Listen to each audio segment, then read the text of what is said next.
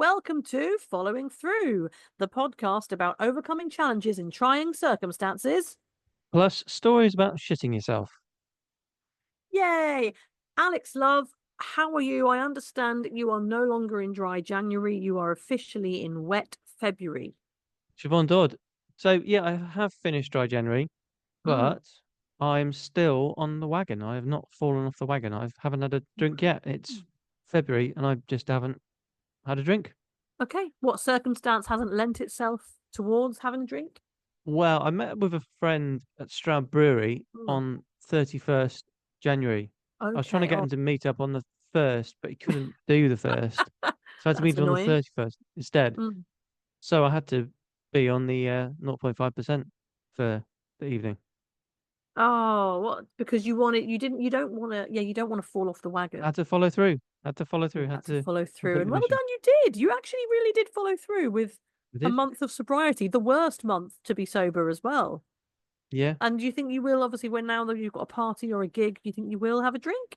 Oh well, at some point, but I don't. I'm not planning to for a little while. So Dave just listened to the diet episode, and Yeah. because you're so healthy, he's now using that as a way to make me more healthy. Like, well, I mean, I bet Alex despairs of you just like me because you're having all these chocolates and Alex isn't having these chocolates. It's like you're the child he approves of. You know? That's the Like, teacher coming out.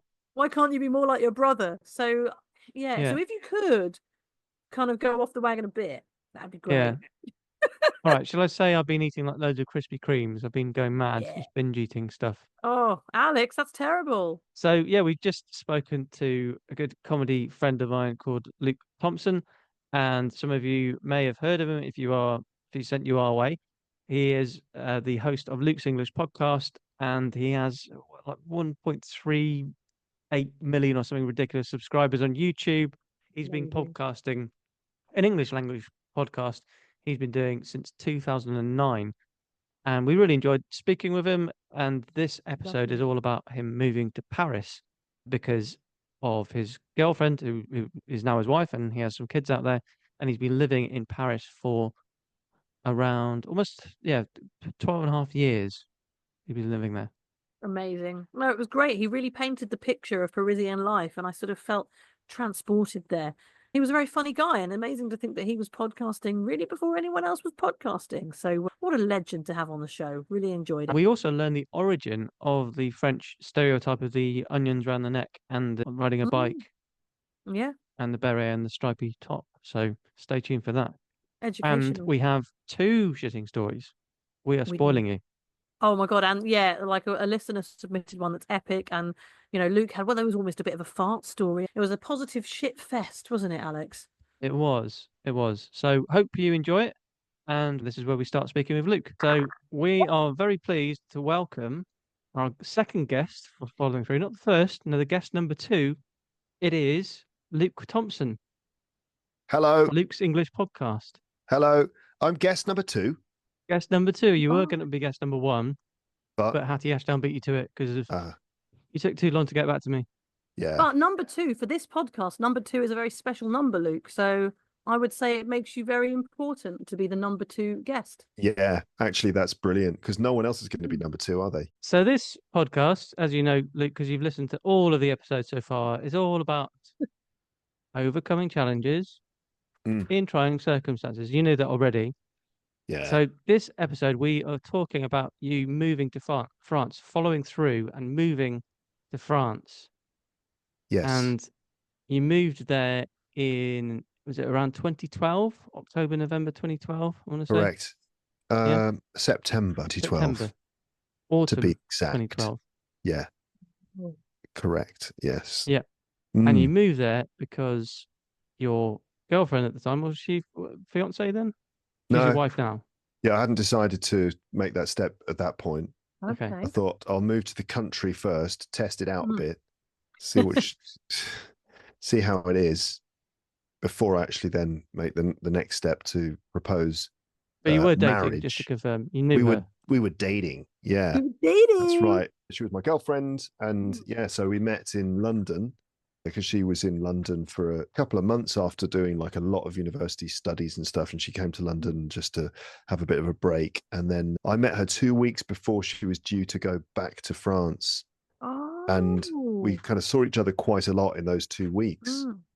And then I remember when it was time for her to go back to Paris, I went to the Eurostar with her, and she went, off she went through the gates, and we continued sort of seeing each other long distance, although it's not really Oh. that long distance, is it really? But it's all Mm. very romantic, isn't it? It You know, is. I love London to this. Paris, lots of Eurostar trips, breakfasts in different arrondissements of Paris, a pain au chocolat there, Oh, maybe a amazing. croque monsieur Oh, and a or a, croque madame, I or hope. a croque madame. Equality. I had a croque madame earlier on. It's not you? even a euphemism. It's No. just I just had a croque madame. You don't need the euphemism. It's already There. fun enough, isn't it? It's already fun enough. Exactly. I mean, it could be a euphemism for a poo with this podcast, but wow. Yeah. Yeah, cheese, just cheese, ham and cheese sandwich with an egg on top, but croque madame is so much more sophistiqué. Do you consider yourself to be Parisian now because you've been living there for so many years? Wow. Yeah, I suppose I am really, yeah, by default, just because I live here. So I must be. You are a French citizen by law now, aren't you? No, I'm not. No, you're not. Despite what everyone keeps badgering me about, that everyone's like, my parents like, you really need to get your French citizenship. They've been saying that for 10 years. No, I'm not a French citizen. I could do that, but the paperwork involved is such a headache. Oh, really? Yeah, it's unbelievably annoying because in France, there's a lot of bureaucracy and it's a really ridiculous process. I mean, I should just get my act together and do it, but it's a very annoying process. And for example, when you do anything, like anything at all, just apply for something, whatever it is, some official thing, that you always need to provide birth certificates for yourself and sort of all of your ancestors.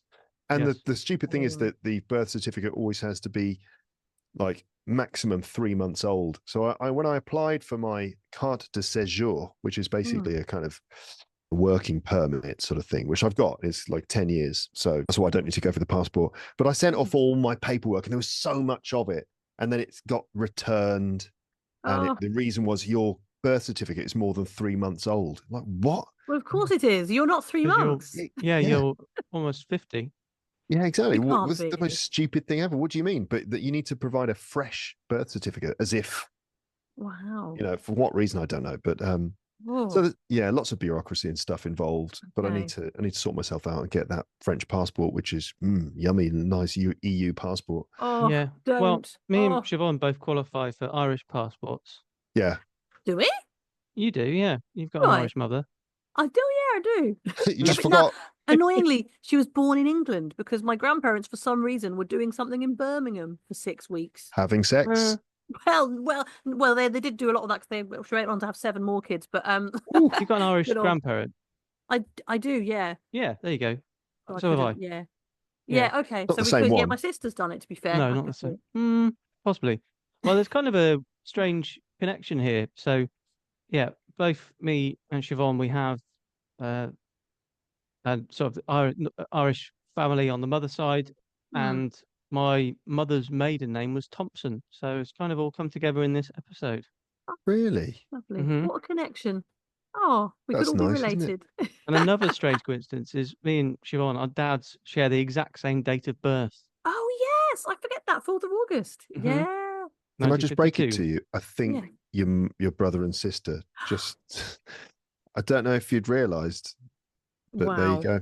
There we go. That'll be interesting for the podcast, won't it? It'll be an interesting development. Discovering that you might be related at episode 6. That's good. Because you're a very successful podcaster, aren't you, Luke? And comedian. So that's good to get your approval for our narrative arc. I mean, I've got no long-term narrative ability except for just generally my own life.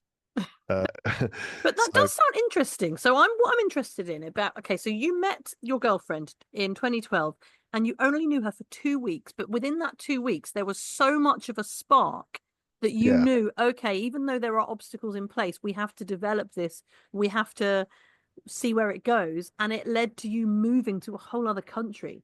Yeah. It would have been so easy to just give up on that and be like, it's not worth the effort. So what made you, how good was that spark? What made you realize this is something you need to invest in?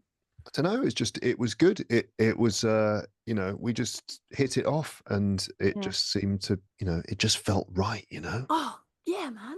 It just felt right. And I just thought, no, I'm not gonna let this one go. This is worth pursuing, And I mean, I'd lived in other places before. Also, as an English teacher, as a TEFL teacher, that's one of the advantages of that particular career choice, is that you can go and live in other places fairly easily. Yeah. If the local people need to learn English, which most people do in the world. So in a way, there's like a job there for you. It might not be the best job. In fact, a lot of the time it's not, it's quite underpaid, and you have to work long hours and whatever. But you know that there's work there. So it was an option. And so my now wife at the time, she loves England. She's an Anglophile, and she tried to get a job in London, and she got down to the last two for a pretty good job, and didn't get the job. And she was upset about it. And I thought to myself, right, well, okay, I think it's my turn then. And so, I decided, right, oh, well, I'll come to France then. I can get a job as an English teacher. I'm sure I'll find something. And the rest is history. And it's been an interesting experience living in France, living in Paris. Yeah, it's a funny old place. What is the best thing about living in Paris, other than your family? I mean, Paris is the most visited, they say, one of the most visited cities in the world. Millions of people come here. Well, you visit every day. Every year, and I'm here every day. Wow. Yeah, so that's maybe the thing. It's just, it is amazing to be here. It can be a very annoying and frustrating place as well. Really? What makes that so? Oh, just it's crowded. Parisians can be annoying and self-absorbed. Like too different to London? No, they're worse than London. Oh, okay. Yeah. So for example, riding the metro versus riding the London Underground versus riding, let's say, the Japanese subway. And there's a scale, and sort of France is at one end and Japan is at the other end, and London is sort of somewhere in the middle, in the sense that in Japan, people are very regimented. When the train arrives, people are actually queuing up. They know where the doors will be. The doors open and those two queues move to the sides. They let everyone come out and everyone squeezes in, and people make a lot of effort not to take up too much space. They're very considerate. Everyone's like doing their best to kind of make the whole thing work. In London, it's a bit more chaotic. You imagine sort of Piccadilly Circus at rush hour. It's pretty mad. But you have a look at the platform and you can see there's definitely more or less two streams of people going this way and people going that way. And it's more or less people slot into line. If you have to wait for some reason, you tend to stand back against the wall so you're not blocking the traffic, and all those things, except tourists, of course, who stand at the bottom of the stairs with their big bags looking at the map of the underground, and the entire city gets blocked behind them. But in Paris, it's just like, I don't know, people are just in their own little worlds, and they don't really, there isn't that same sense of like collective, I have to make sure this system runs smoothly. It's more like I'm just I'm in the French movie of my life, and it's just mad, and people aren't in a rush to get to work in the morning. So are they writing poems? Are they all writing poems? Exactly. They're all in a little philosophical and smoking reverie. baguettes and debating philosophy. Exactly. And daydreaming about not having a job. So that's just one little example of how it can be frustrating, and other things. It can be just a slightly difficult place to live in many ways, but it's a beautiful place, and there's loads of stuff here, lots of museums. I mean, I work at the British Council, and I sometimes go there by bike, and I'll cycle through Place de la Concorde twice a week, past all of those amazing things that you see.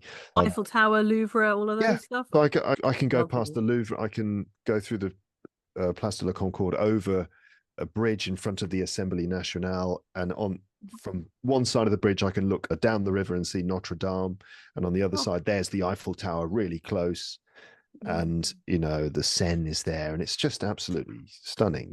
Do you have that Parisian music, sort of the the music from Hello Hello, which is set in Belgium? I'm obliged to say, but Yeah. it's very similar, isn't it? Yeah. In fact, there are a lot of buskers in Paris who go around playing accordions. Yes, Right. you can play an accordion. Yeah, I used to play an accordion. Yeah, Yeah, a little bit. Amazing. Yeah, I did do that in stand up maybe you 3 did. times. Painting that picture of cycling across the bridge with the Eiffel Tower and the river and stuff that's what you have to kind of remember. You have to look up and sort of appreciate those moments, because in actual fact, what you're dealing with is cycling through the streets of Paris and dealing with really annoying drivers and other cyclists and pedestrians who are doing nonsensical things, and you've got to be very careful on the streets. Tourists getting in the way, and it can be very crowded, stressful, and you get caught up in the little day-to-day things. But then you do have the chance to just sort of step back and have a look at how nice everything is, and the bread is really good, Oh, baguettes. You've struggled with French, haven't you, learning it? Did you use the past tense there? Did you say you Well, I'm struggled hoping with are you with still French? struggling? Yeah, of course I am. Yeah, Okay. of course. Yeah, no one learns another language in adulthood and gets to a point where they don't struggle anymore. I mean, there's yeah. And anyway, and French, every single human on earth struggles with French, including all of the French native speakers. They struggle with their own language too. French is a nightmare. Really? Oh, they go, ooh. Exactly, right. Comme ci, comme ça. Like Oh. French people need a special grammar book just to write an email. That's like Oh, how they do a lot of shrugging. It's like, Sorry, No. we're really whacking out all the French stereotypes here, Luke. I hope we're not offending you Oh no, or what you're following. I'm not French, am I? So I noticed you're wearing the stripy marinière. Did it for you. I very wanted to good. get a baguette and a beret, but I didn't. I'm so sorry, Luke. If we get you one again, I will make sure I dress up properly for the occasion. But I have worn stripes in your honor. That's great, magnifique. Do I struggle with French? Yeah, of course I do. Yeah, my French is terrible. That must be an interesting position, considering that you are an English teacher. Yeah. So you teach English as a foreign language, and then you have that situation of having to learn it yourself. It probably makes you a more empathetic TEFL teacher. Definitely. It's all helped me become a better teacher, That's but it good. hasn't helped me become a better speaker of French at all. So I understand what my students are going through a lot more. Yeah, definitely. But what I always say is that my French isn't very good, but my excuses are improving all the time. Which is true. So all I have is excuses. I work in English. I do my podcast in English. I speak English at home with my wife. I'm also there to speak English to the kids, because it's very important that our kids learn English so that they can grow up to feel superior to other French people. Feel superior to other French people. Oh, that's very important in France. You've got to find some reason to be superior to everyone else in some way. So yeah, I've got lots of reasons why my French doesn't improve as much as it should do.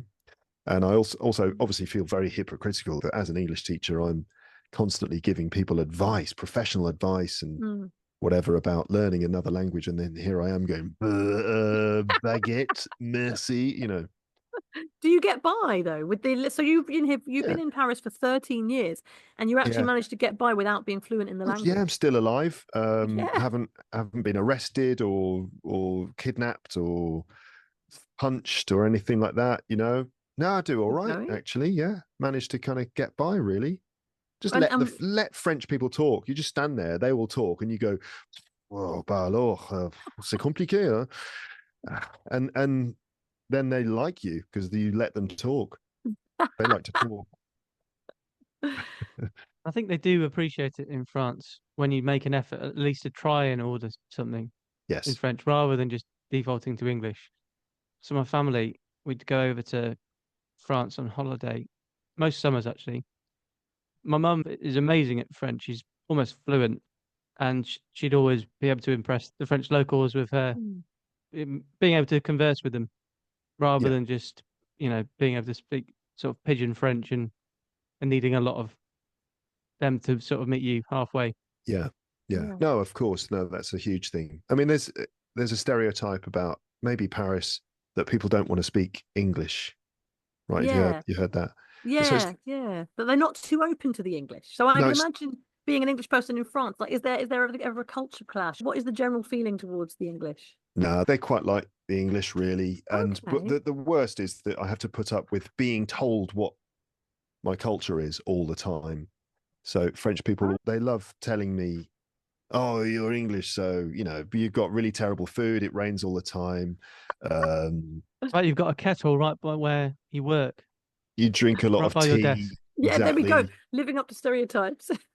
English people always carry an umbrella and blah blah blah, and it's just like yeah. English comedy, oh, you mean Monty Python, Mr. Bean, and Benny Hill. Those are the three only references that they all have for English comedy, except maybe you might find one hipster who likes the British version of The Office more than the American version, and he'll make a point of telling you.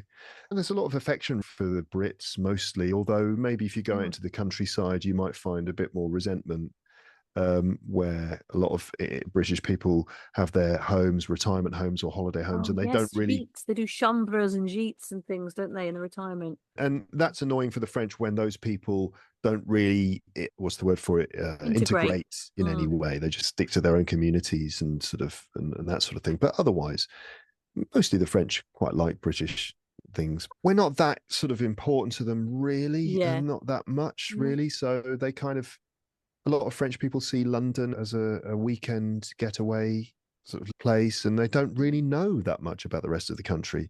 Like a lot of French people, maybe when they're a teenager, they get sent to Bournemouth or something for 2 weeks to stay with an English family. And the worst that they experience, they have to eat jelly because the parents give them jelly for some reason. Like so many French people, whenever we talk about English food, there's always someone who goes, "A bad jelly, of course you're English, so you love jelly." Like, what are you talking about? I don't know what let's get these weird versions of what they think our culture is. In the same way that in the UK, everyone's like, "Oh yeah, French person, you got a stripy t-shirt, you got a beret on, you got a baguette under your arm, you've got like garlic or onions around your neck, a little moustache." That's a very odd, very specific sort of cliche that we have about the French, which is not what I've seen. I mean, I've never seen someone carrying onions. You've never seen an onion necklace. No, what they don't just all have that. No, that's very odd. The onions around the neck, and I've said who does that? I've said this to French people. You know what this cliche is that we have of you, and it's like, and I describe it, and they're like, "What? What do you want about?" I've worked out where that's from. That's from a very specific thing, which is people from Brittany or maybe Normandy back in the, I don't know when, maybe 100 years ago or something. There was a thing where there would be some French farmers or greengrocers would sometimes take boats to the south coast of England, and they would sell their groceries. They'd sell vegetables and onions and garlic and whatever in England. And they would actually go around with bicycles and deliver the stuff around. And it's because they're from Brittany, they're wearing the stripy top, which is a Breton thing, from Britain specifically. And so that was, for a lot of normal people, that was like the main reference point or experience for French people, is those people who came and sold onions. But, it's only a tiny portion of what, French people are. And and then pop culture probably expanded it, didn't it? Yeah. That's how a stereotype start, isn't it? It can be a small thing everyone just piles onto and then associates them with. Yeah, it just gets reproduced again and again. So how do you find humor? Like, so one of the hardest things about moving country must be integrating with friends and making friends and finding a community. Also, like, I think humor is something that's really niche and can be really kind of ingrained in your own language and culture. So how did you find that? Do you have a lot of friends? How do you find performing comedy out there? And how have you navigated that? So probably my best friends who are French, actually, I feel like they have maybe an appreciation of British stuff, like they've lived in England, and so they know me in a way that a lot of other French people don't. I always get the feeling that when I'm with a group of French people, even if they've got pretty good English, or if I'm able to communicate reasonably well in French, that they only know a part of me, because there's like this whole other side that they are completely unaware of, because it's just not on their radar. And that's a lot of that is things like, I'll just be making jokes or being humorous, and they don't pick up on it because the language of humor is different. So it's kind of like I'll be making maybe surreal, ironic statements. I mean, even in England, you find some people who just get it, not on that level, and they're just, everything's a bit sort of on face value, and you just like, these people don't get it. But I just get that a lot in France, where people don't quite know what wavelength I'm on, and I just think to myself, who do you think I am? You know, do you think I'm just like this one-dimensional British guy? But there's so much more. There's so much more to me than that. You know, Of course. But you perform comedy in France as well, to mainly, well, it's English speaking comedy nights, but you do some pretty big venues. Do theatres? Have you done an arena as well? Yeah.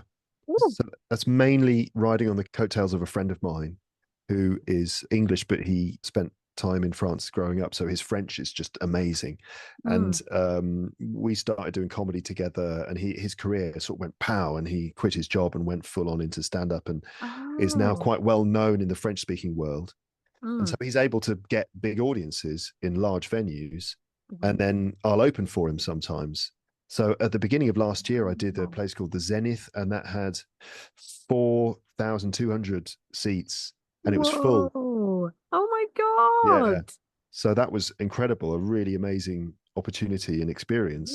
And now that's great. I mean, so doing comedy, like his audiences, there's a mix of a lot of people who speak English fluently, enough people in the audience so they'll understand you. But I've done shows before where there's a lot, maybe a big audience, and a lot of them are definitely just French, and there aren't that many expats or tourists or people who speak good English. And those experiences are pretty weird. And a lot of it for them is they're just delighted to be seeing a show in English. Yeah. And that in itself is like the attraction. And then when it comes to the nuances or whatever of the comedy I'm doing, they're not really able to pick up on it.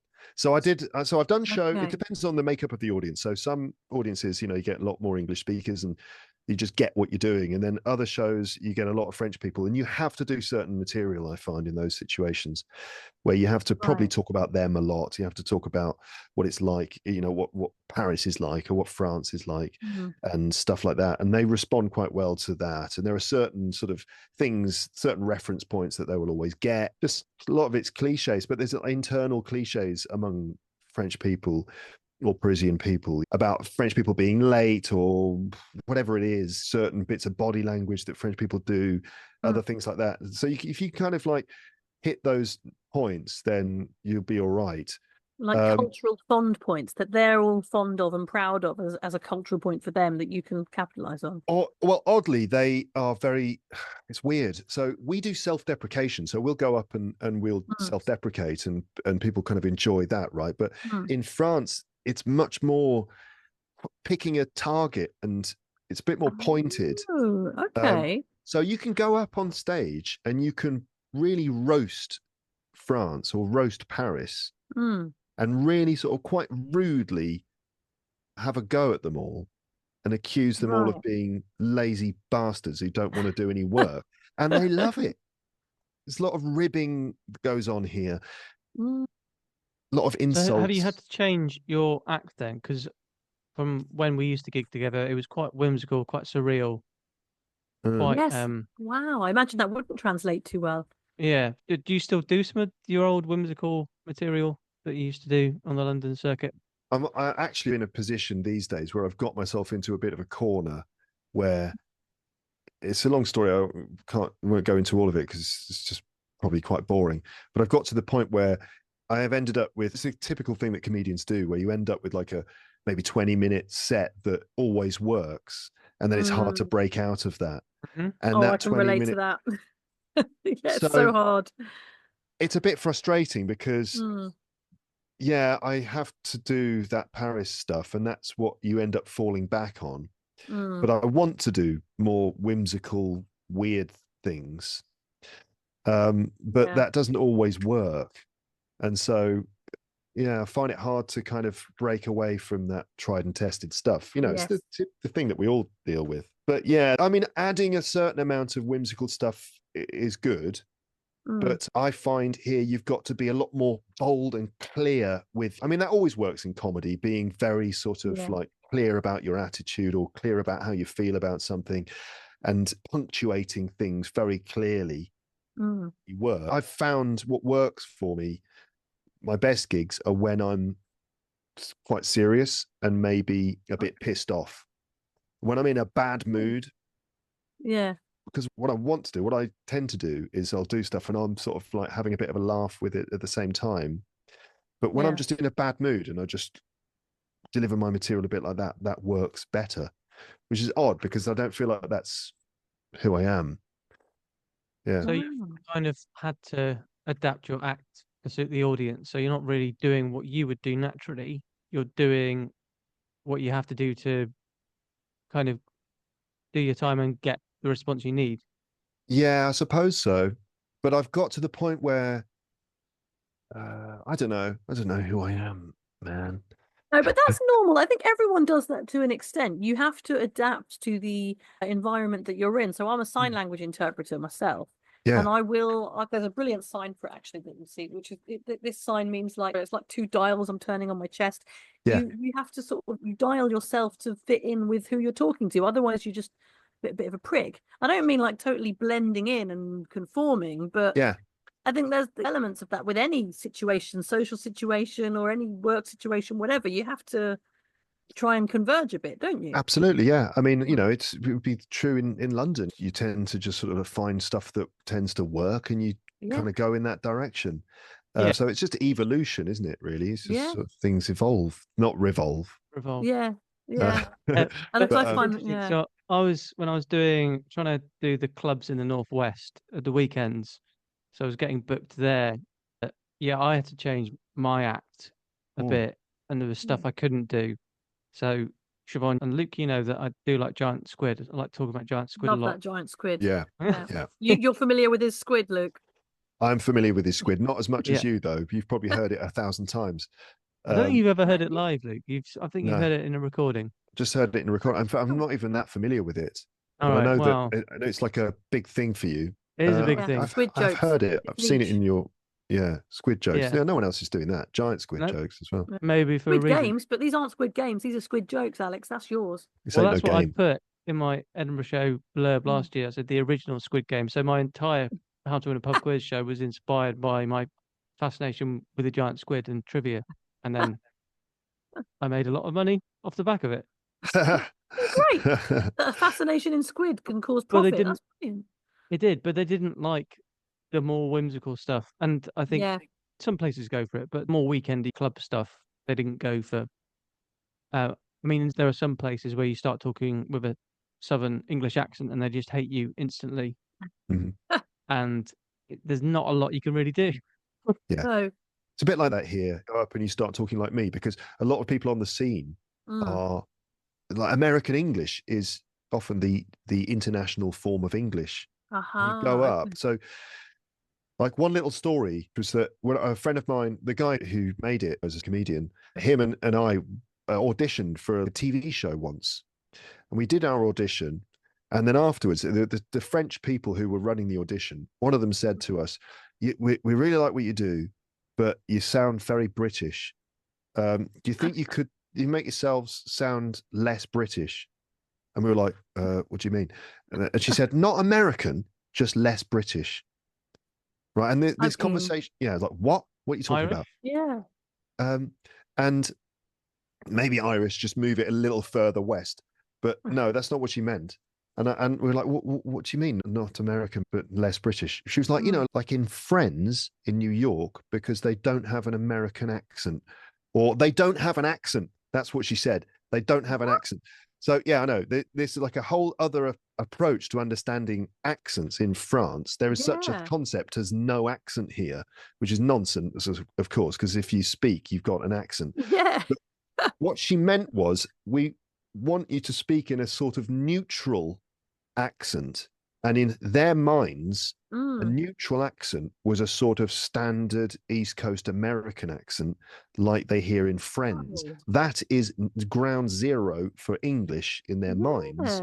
And that's true for a lot of people internationally, that a kind of general American accent is a neutral accent. And I would have thought else, our accent was neutral. All of us have similar accents. I would have thought that was neutral, and that was ground zero. English received pronunciation is a little kind of boutique accent, actually, in the world. I mean, to a lot of people, maybe yes, ours is the sort of neutral accent because you think of Mm.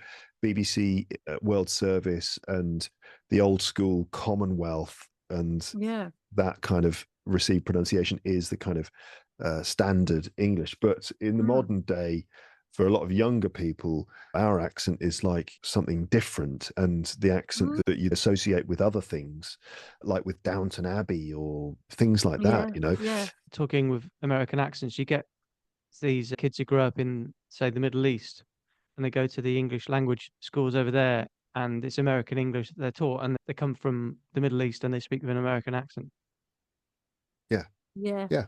It's odd. The whole accent thing is pretty odd because each accent brings with it a whole load of baggage and associations. There is no such thing as a neutral accent. You know, if those kids from No. the Middle East, what accent should they have? I mean, Yeah. who knows? That's a really difficult question. So anyway, like Alex, you talk about going up on stage in the Northwest with this accent of yours, and instantly they hate you. And there's all sorts of complicated reasons why. Similarly, if I go up on stage in France in front of this very diverse audience sometimes who've come to an English show, you have to deal with the accent. You've got to deal with it because they're all sort of making assumptions about you based on your accent. So you need to write something that will play on that, maybe. Yeah, like a little comment or something about your Yeah. accent. I know what you're thinking. Hugh Grant's I let know. himself go. No, that's not. Sorry, that's not. I think you're in better shape than Hugh Grant, actually. Luke. Yeah, I didn't realize Hugh Grant didn't look like Hugh Grant. So the joke that I do sometimes, which I'm not very comfortable with anyway, is like, "Hi, I'm Luke. I'm from England. So this is what English is supposed to sound like." Just in case you were Oh, wondering, that's good, and also Yeah. good coming from a TEFL teacher. But then you do come across as a bit of an arrogant prick, though, if you start with that. So I'm never sure about that, really. Yeah, I never did material about where I was from when I was in London because I find that sort of stuff boring. But in the Northwest, they want to know where you're from, and I did almost needed to tell them I wasn't from London. I'm actually from a little town called Stroud, so I Yeah. had to invent a little bit of material about where I'm from. Stroud. I mean, it didn't really Yeah. work because I didn't believe in it really. Yeah. It's just something I kind of felt I had to do. And as you know, when you're trying to impress promoters, those are never the fun gigs. Siobhan, if we were in that 4,000 arena, we would be much happier if there were 4 people there. So Alex and Is- I really love, like, we were the happiest at the Rose and Crown in Walthamstow. Did you ever do that venue, Luke? Rose and Crown, That- yeah, I think I did it once. Lovely. But Alex used to run a gig there, and I would love performing there because it was only ever really a couple of people, and Frank and Nigel, these old man hecklers. Yeah. So when we're doing this podcast, if we're ever worrying about listener numbers, we go, you know what? Fuck it. Just think Frank and Nigel. Are Frank and Nigel enjoying it? The metaphorical Frank and Nigel. If they are, then it's all worth it. Yeah. You got to have that. You've got a Frank and Nigel in you. So you moved over, you met the girl. It was so romantic. You decided to make the move after much debate about where you were going to live. How long did it take you to really feel like you'd settled in? And was it a hard transition? Was it a hard process? I don't know. I don't even know if I still feel like I've settled in because I'll still walk around going, God, look at you people. You don't know what you're doing, do you? What? Don't even know how to walk down the street properly. Everyone walks too slowly. You can't get a proper cup of tea anywhere. Oh, yes, that must be hard. No tea. The Europeans don't really do tea like we do they? No. I mean, don't get me started. I mean, first of all, a cup of tea in a cafe costs more than a glass of wine. What? Yeah.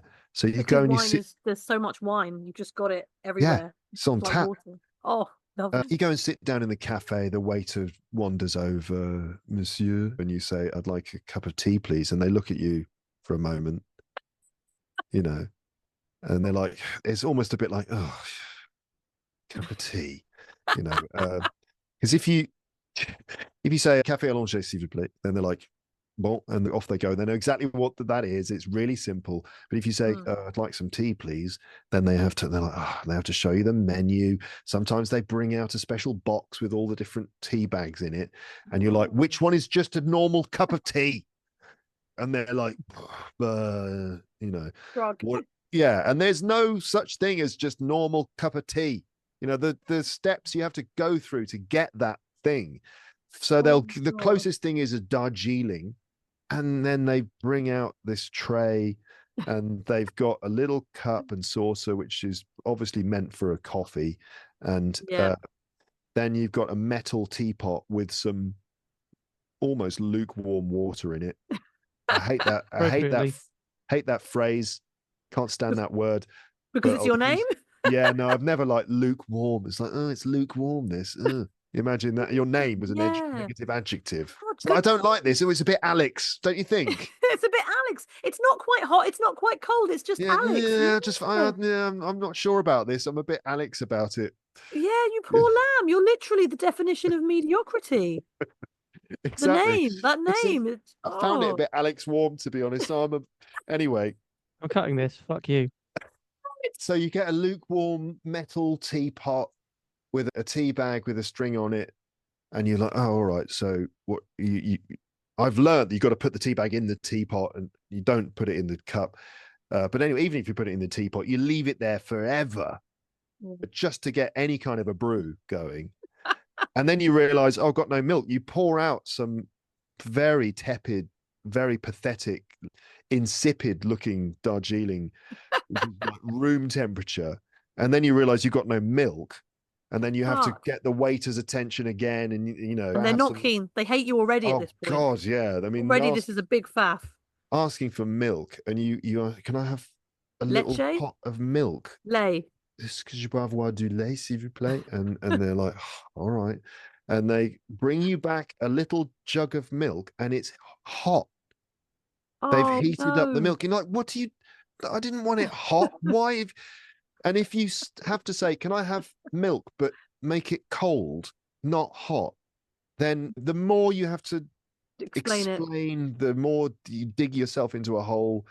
And then they bring over this hot milk, which is weird. And then you've got like tea, which is grey and lukewarm. And that's no good. You think, I might as well have just had it almost any other drink. Wine. Just have wine. Yeah, that's the answer. The thing I miss most about England, well, the two things, but I'll encapsulate them both in the pub, which is being able to go into a place and just be able to just converse with someone freely. Just go in and say, all right, mate, I'll have a pint of Guinness, please. It's just like, it's just so nice, so liberating to be able to just go in and just be the master of your domain and just be able to just like, what crisps have you got? Oh, well, some cheese and onion, please. It's just so pleasing to just say those things and to be able to say them comfortably and calmly and get exactly the right responses and just know all the codes. And also just the pub is just a wonderful thing. The beer is good. Like, it's difficult to get that kind of beer in France. It's really hard to get sort of English ales and whatever. A good pint of Guinness. They don't do the ales, do they? They don't like the ale. Well, you have different artisanal beers and stuff like that, but they often have more of a floral kind of taste. Belgian beers and things, and they're often like ridiculously strong. You just want a nice little lager, don't you? Just want a simple 4.5% lager, or maybe a golden ale, or a stout, or something like that. And it's not normal for them to tell you or show you the percentage of the beer, so it's a bit of a lucky dip. So you'll just say, well, what shall I have? And often a bière blonde, which is like just lager, is going to be 5% sort of thing. But often it's not very nice. It's quite sweet, sickly kind of lager. 1664. That tastes lovely in France, but horrible in England. So they keep the good stuff and give us the shit stuff. Yeah. Which makes sense. Why wouldn't they? Why shouldn't they? You don't have pubs, but is there equivalents? Is it just bars or lovely little continental street side drinkeries? You can get brasseries, which are fantastic, but it's a different thing, You have to wait for the waiter often. It's nice to be able to just go to the bar, get your drink, and off you go to a table where you just left in peace, And when you're finished, you can just bring the glass over and just walk out. But here you've got to like wait for the waiter and pay for your thing. I often find that annoying when traveling around Europe. It's like, oh, can't I just buy my drink? Yeah, it's the freedom. So you get brasseries and things that do have beer on tap and stuff like that. And then there are like the sort of hipster places in Paris where you can get sort of nice beers. There's a few awesome places, don't get me wrong. There's some really cool places that have breweries. There's like a place near the canal which has got a big brewery, and there's a big long bar, and nice wooden tables and stuff all dotted around, and that's brilliant. So there are some really great places, but it's not like in England where you just walk down the street and it's just, oh, pub, amazing looking pub, another amazing looking pub. God, it's just brilliant. Can we go to them all, please? Your podcast, Luke, did you start it in 2008? 2009, actually. Wow. Okay. So we met in September 2009. And you just started the podcast. I don't think you've been doing it that long. April 2009. Yeah. Okay. You were podcasting before anyone else was podcasting. Yeah, I got in there quite early. Yeah. Some people were doing it, who notably a lot of BBC podcasts, actually.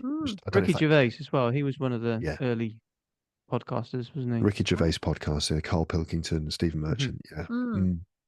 And other than that, BBC podcasts and maybe one or two other people I can't think of right now. I don't know why, but yeah.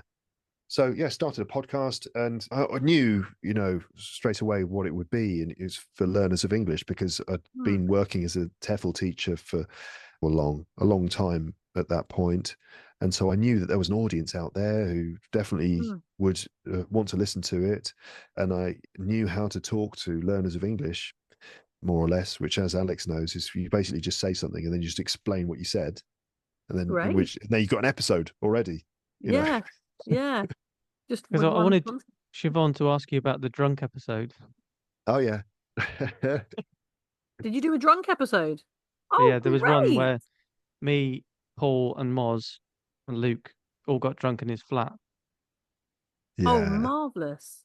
Oh my God, Alex was fairly responsible, but Moz and Paul. Well, I bought special brews. So that's not very responsible. You were on Spesh. I know. It's like, come over to the flat. We'll do a podcast together. And they turn up with a placky bag with loads of special brew. And I'm like, special brew? And it was really? Doing White Russians as well. Why would you choose to buy White special? Russian? When you've got a job, why would you choose to buy special brew when there's like other reasonable beers? No, special brew. What? And then like Moz and Paul were making White Russians in my kitchen. There was the honey slides as well, wasn't it? The honey slides. That's what we associate with that night. Yeah. What, honey slides? Mm-hmm. Yeah, maybe best not to explain what that means. Were you snorting honey? Is it, or were you like licking honey off each other? Is there something really No, green it's stuff nothing in some nothing honey? is Nothing as fun as that. Nothing as fun as that. It was a sort of a concoction of honey and weed. 2009. Oh. So yes, everyone had a spoon of that at the beginning of the evening, and things slid in various directions, especially after Moz and Paul had drunk quite a lot of vodka White Russians, and it was very messy. Something happened at a certain point where all three of them just lost it completely. I didn't drink that much because I was hosting the podcast, but all three of them. And Alex, I think you were both mostly okay, but Paul and Moz just went sideways in a very big way. Paul just at one point stood up and said, "I've got to go." It was just, "I'm going home, I'm going home, I'm going home, I'm going home." And he just kept saying it, and then he just walked. I thought he was joking, but no, he was actually going. And Moz was like babbling like a baby. I think I'd left your flat by 9 o'clock. Yeah, it was an early finish. You guys turned up at about 6. By 9 o'clock, you were all done, and 3 hours. Survival mechanisms had kicked in on all three of them, and they were out the door, hammering the streets, trying to get home. Well, Moz lived the closest, but it took him about 3 hours to get home. I think he had a nap on somebody's doorstep. Oh my lordy! And I mean, how was the podcast to listen to? There's a lot of editing involved. I edited out the most sort of, how do I say? Yeah, the most sort of messed up bits got edited out. But the end result was funny. I think it was pretty good. And we played episode. Yeah, we played some sort of improv games, and there was some funny stuff. But then at the end, the episode I think ended quite abruptly. It was like, right, well, and that's we've got time for this episode. No explanation, Oh, improv games. So this is interesting you say that, because Alex has I've set him a challenge to do an improv class because he hates improv, and he's actually very good at it. So Alex, it's funny because you hate improv, but I'm hearing about you in 2009 doing some casual improv games. What he hates is people who do improv. He doesn't hate improv. He hates people who do improv. I hate the structure of improv, and I hate the concept of it. And then there are courses that people do, and they go through levels where they kind of work up through the ranks of making stuff up. So I think it's all a big Yeah. racket, to be honest. It's Scam.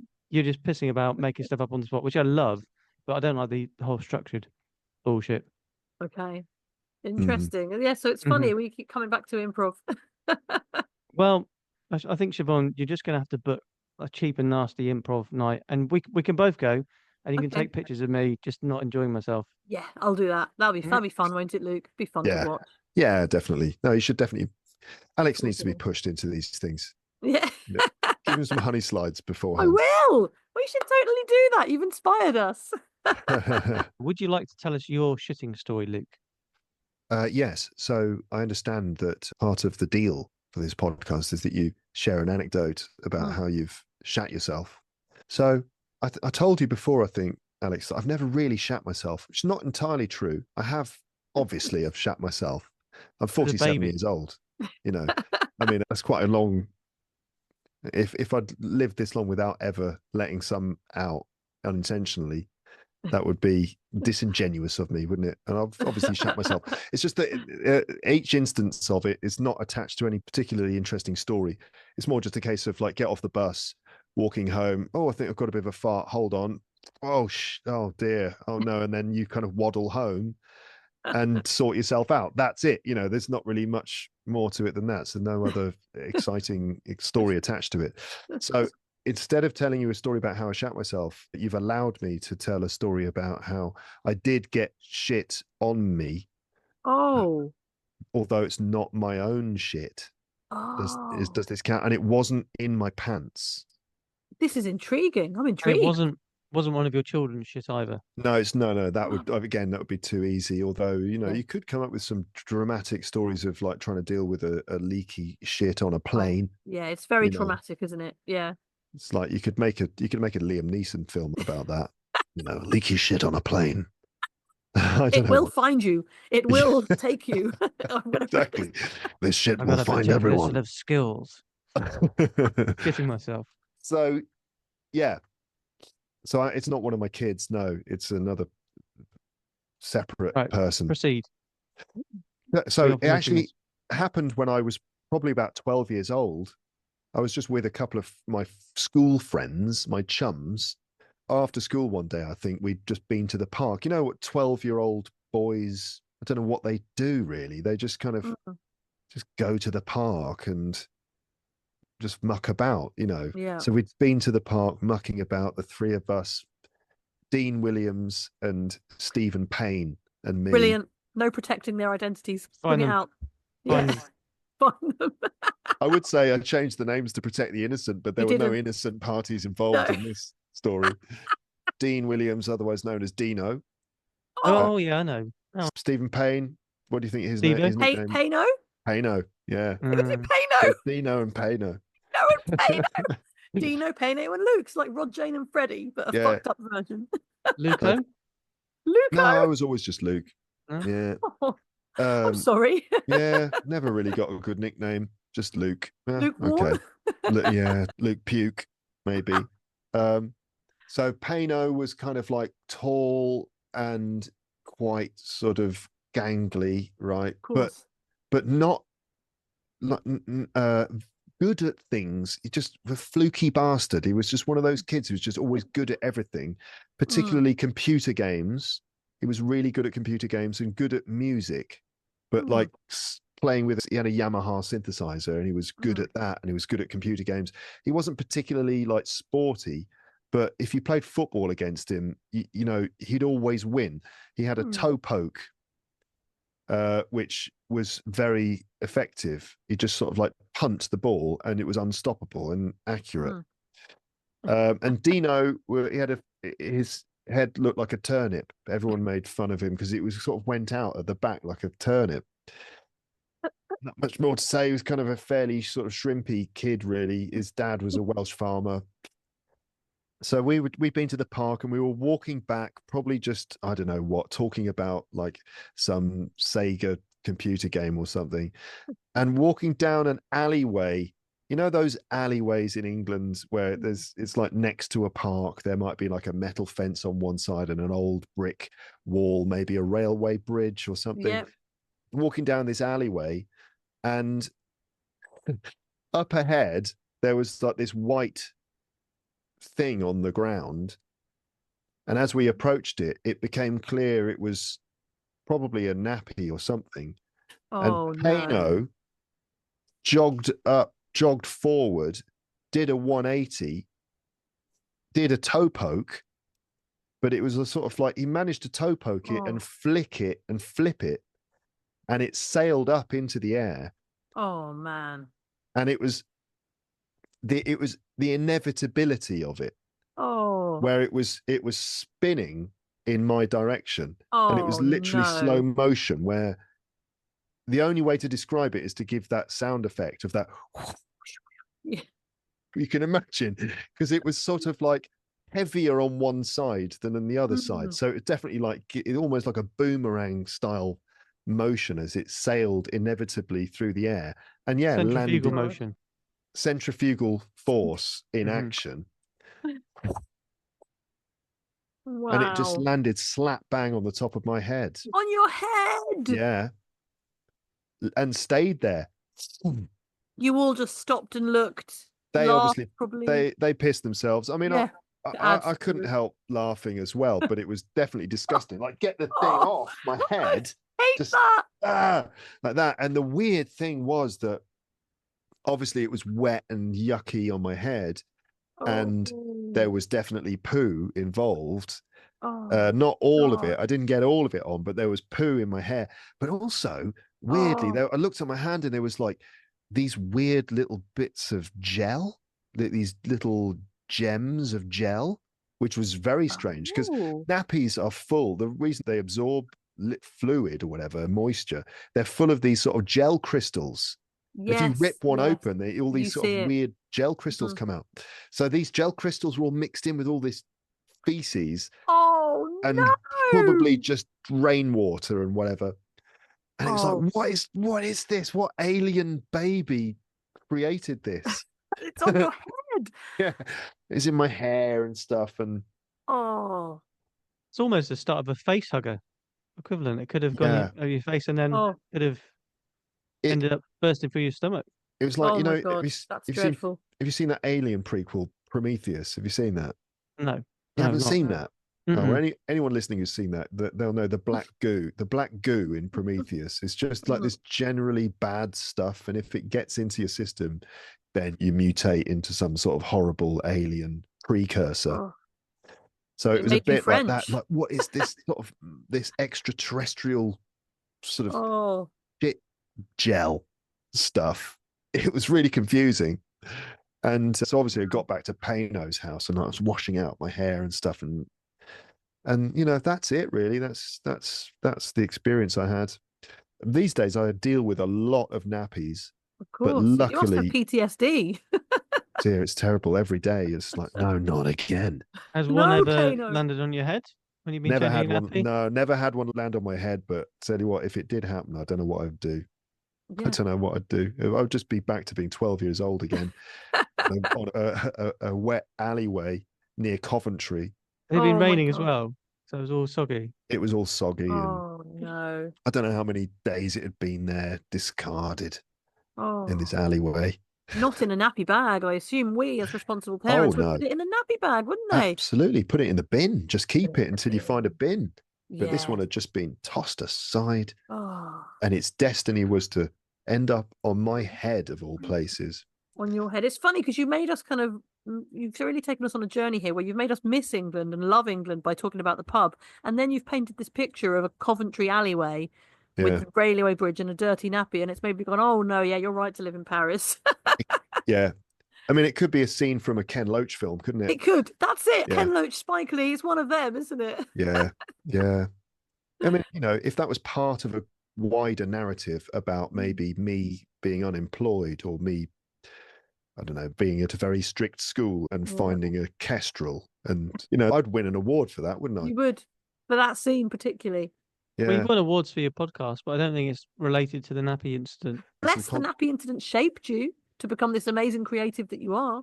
Must have done, right? I mean, must have. Those little Must have. gel crystals infused you with mind abilities. They went straight Yeah. into the brain Yeah. It did. and sort of, yeah, it's like Prometheus, but in a good way. Exactly. I guess. I mean, I don't know. We'd need a control for this experiment, wouldn't we? We'd need another version of me that didn't get the poo Yeah. gel Like in my sliding brain. doors. Sliding doors. God knows what Sliding could I be drawers? doing? Sliding drawers. Sliding drawers. Yep. Amazing. That works. Amazing. All right. So because that's story. not, I mean, it's a great story. It's a And great it's better than I story. thought it was going to be. Yeah. Because you just said someone else's shit ended up on you. And I Yeah. thought, okay, we're willing to bend rules, but we have like a submitted proper shitting story. So this is, I don't want to say bread and butter, Siobhan, but it is. Yeah. It's our bread and butter. Yeah. So what we have, Luke, is we get readers, punters. We call them shitters, don't we? We're trying to think of an affectionate name for them. It's good. They send in their shitting themselves stories. And I thought you were I've going to say got they one send here. in their shit there for a second. I was like, wait a Not minute. yet. This has gone We too haven't far. given them a postal address. Give them time. Yeah. Yeah, Let's sorry. not ever do that, Alex. Hey, let's just in case we get people who are, I don't know, some kinky weirdos. So this shitter is a good friend of mine from uni. He actually doesn't want the story to be anonymized. What a So legend. we anonymize these shitter stories. We have a Yeah. Google form and people can submit their stories to us anonymously. And the whole point is it's meant to be anonymous. We're not meant to know who they are. But what happens is they submit a story and then they message us because we know them and said, have you received my story? And it's like, it's meant to be anonymous. Yeah. Yeah, I see. Or they But this tell you their guy story, but has you make it waived his anonymous. anonymity. Yeah, he So we said applaud it him for doesn't have to be anonymous. His name is Ryan Morgan. He lives in New Zealand, but he grew up in rural Kent. I've got the story up in front of me. Yeah, he wants the full glory of his name out there with this shit story. He's a great guy. I had lots of fun with him at uni. Let me tell you Ryan's story. Let me take you back to the summer of 1997.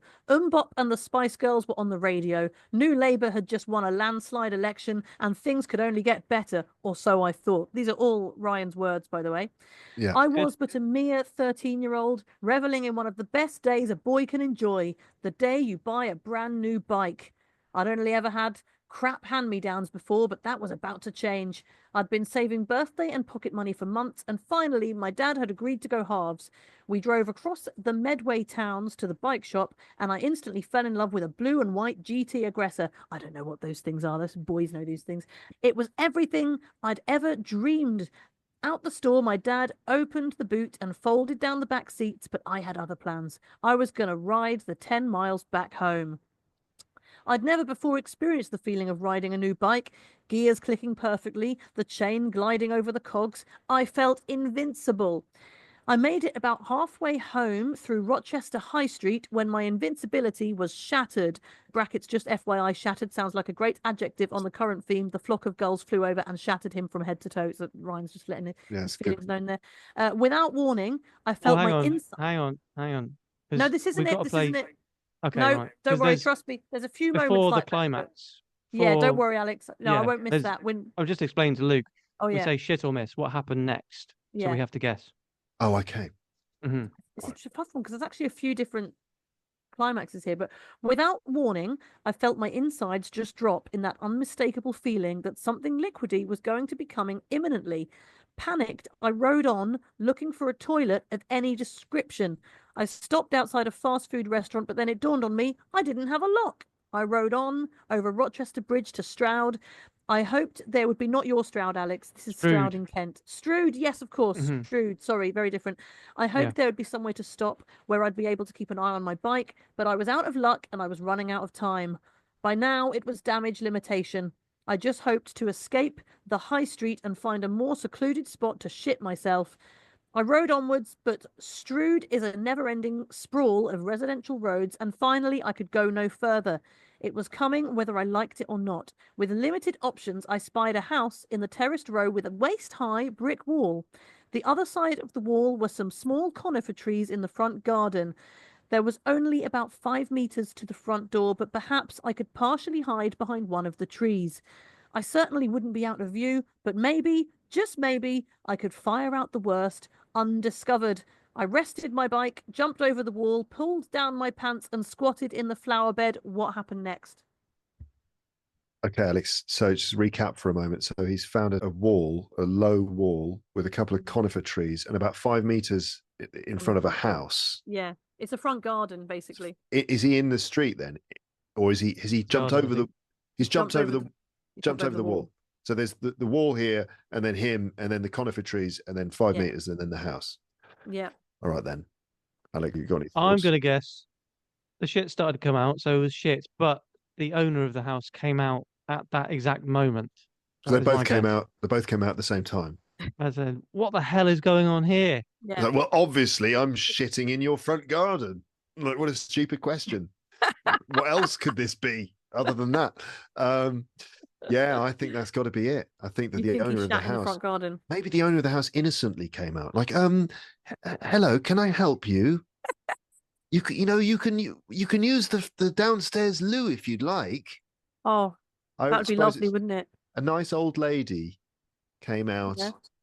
and tried to be helpful, and Okay. in his effort to try and talk to her, he accidentally shat all over her. A bit like No, okay. no, it's okay. I'm just, oh God, I'm terribly sorry. Oh, Oh God, this that hasn't in happened lovely. to me in weeks. Okay, that's your prediction, Luke. Yeah, That's a great prediction. I love it. Wow.